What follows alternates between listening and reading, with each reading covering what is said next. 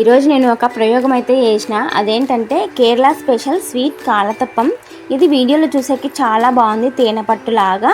అందుకే నేను కూడా ట్రై చేద్దామని ట్రై చేసిన. ఈ వీడియో లాస్ట్ వరకు చూడండి ఎలా వచ్చిందో స్వీట్.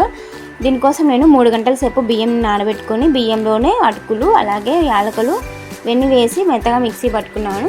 బెల్లంని కరిగించుకొని ఒక గిన్నెలోకి వేసుకొని ఇందులోనే బియ్యం పిండి మనం మిక్సీ పట్టుకునేది కూడా వేసి బాగా మిక్స్ చేసుకున్నాను ఉండలు లేకుండా. తర్వాత ఇందులోకి వంట సోడా వేసి బాగా మిక్స్ చేసుకున్నాను.